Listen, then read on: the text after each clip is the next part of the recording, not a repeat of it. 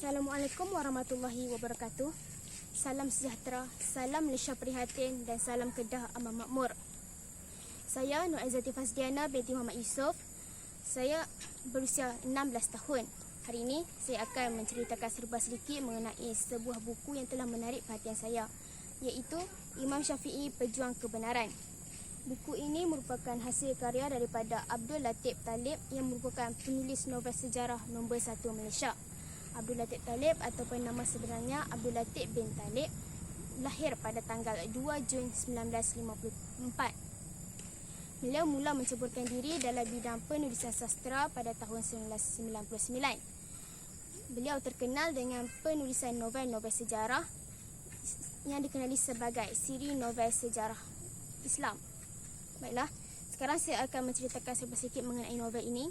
Novel ini menceritakan tentang kisah hidup Imam Syafi'i, pahit manis suka duka beliau dalam menegakkan kebenaran.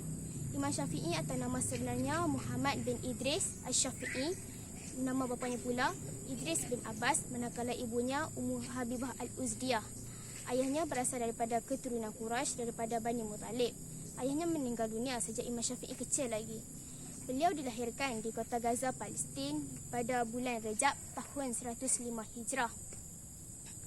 Ada yang mengatakan pada malam beliau dilahirkan, Imam Abu Hanifah meninggal dunia.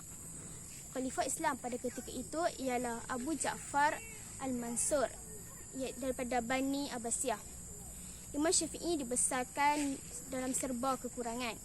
Sejak kecil lagi, beliau mempelajari Al-Quran dan menghafal Al-Quran pada usia 9 tahun. Ketika berusia 10 tahun, Imam Syafi'i menghafal dan memahami Kitab Al-Muwatta, hasil karya daripada Imam Malik. Imam Syafi'i juga mempunyai suara yang merdu, boleh bersyair dan bersajak. Pada usia 15 tahun, beliau mengajar dan memberikan fatwa kepada orang ramai di Masjidil Haram. Kerana kegigihan dan kecerdikan yang luar biasa, beliau mendapat sanjungan daripada masyarakat.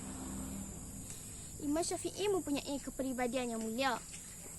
Antaranya, beliau sanggup tinggal bersama kaum Arab Badawi demi menguasai bahasa, kesusastraan dan kebudayaan Arab.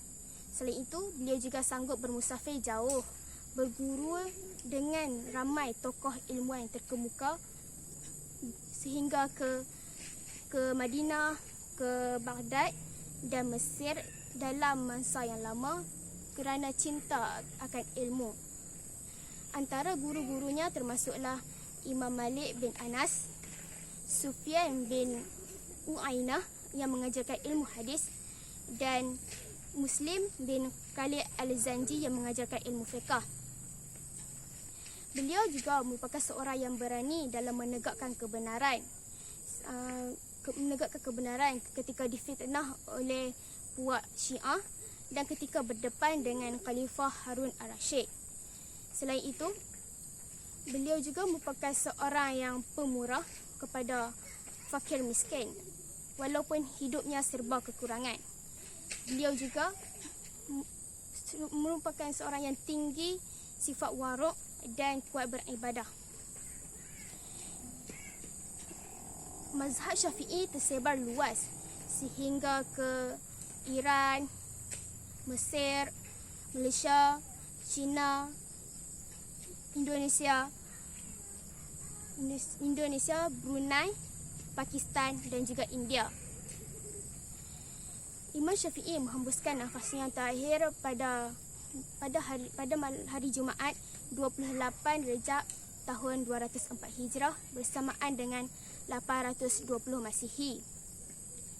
Beliau meninggal dunia pada usia 54 tahun di rumah Abdullah bin Hakam. Kita sepatutnya mencontohi Imam Syafi'i, mencontohi sifat kegigihan dan kesabaran beliau dalam menuntut ilmu. Kerana menuntut ilmu bagi menunjukkan kita cinta akan ilmu pengetahuan itu. Menuntut ilmu biarlah sampai ke negeri Cina. Tuntutlah ilmu sebanyak mungkin kerana ia dapat menjaga dan dan membuat kamu cemerlang di dunia dan akhirat. Sekian saja daripada saya. Terima kasih kerana sudi mendengar segala percakapan yang saya telah berikan. Sekian, terima kasih.